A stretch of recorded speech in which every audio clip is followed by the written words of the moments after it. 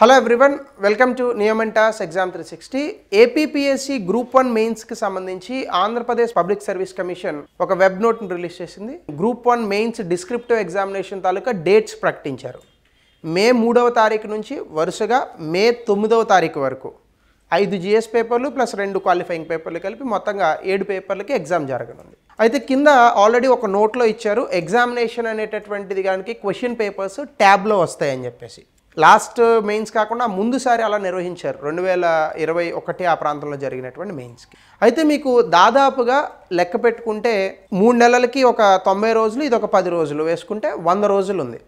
ఈ 100 రోజుల్లో APPSC group 1 మెయిన్స్కి ఏ విధంగా సన్నద్ధం కావాలి, ఖచ్చితంగా రైటింగ్ ప్రాక్టీస్ అనేటటువంటి దానికి పదును పెట్టుకోకపోతే అంత తక్కువ టైంలో 3 గంటల్లో మనం 15 క్వశ్చన్లు రాసేటటువంటి అవకాశం చాలా తక్కువ ఉంటుంది. సో దీనికి సంబంధించి మనం డైలీ ఆన్సర్ రైటింగ్ ప్రాక్టీస్కి సంబంధించి నిత్య శిక్షణ అనే ఒక కోర్సును లాంచ్ చేస్తున్నాము.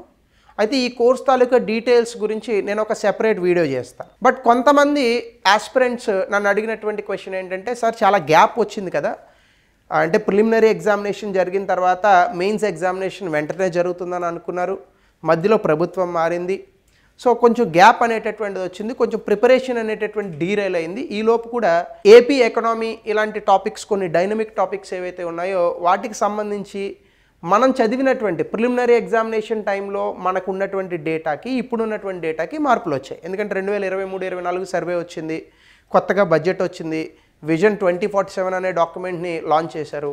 సో ఈ కారణంగా మనకి చాలా న్యూ అప్డేట్స్ అనేటటువంటివి వచ్చాయి. అలాగే సైన్స్ అండ్ టెక్నాలజీకి సంబంధించి అది ఎప్పుడూ అప్డేట్ అవుతూనే ఉంటుంది.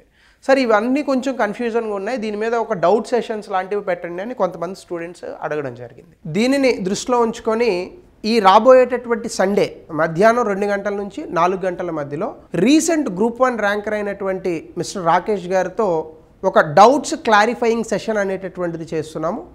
ఈ సెషన్లో మీకు గ్రూప్ 1 మెయిన్స్కి సంబంధించి ఆన్సర్ రైటింగ్లో ఎలాంటి టెక్నిక్స్ వాడాలి, ఎలాంటి అప్డేట్స్ని మనము ఆన్సర్ రైటింగ్లో రాస్తే బెటర్గా మార్క్స్ వస్తాయి, ఫ్లో చార్ట్స్ వేయాల్సినటువంటి అవసరం ఎక్కడ ఉంటుంది, సో ఇలాంటి విషయాల పట్ల మీకున్నటువంటి సందేహాలన్నింటినీ కూడా నివృత్తి చేసుకోవచ్చు. సో ఈ సెషన్లో పాల్గొనాలి అని అనుకునేటటువంటి స్టూడెంట్స్ అండ్ ఆస్పిరెంట్స్ ఎవరైనా ఉంటే ఈ వీడియో కింద మీకు ఒక గూగుల్ ఫామ్ లింక్ ఉంటుంది, దాన్ని జస్ట్ మీ ఫోన్ నెంబర్ అండ్ మీ పేరుని కనుక నమోదు చేసి సబ్మిట్ కొడితే ఆ డీటెయిల్స్ మాకు వస్తే ఎలా జాయిన్ అవ్వాలనేటటువంటి దానికి ఆన్లైన్లో మీకు ఒక లింక్ని పంపిస్తాం.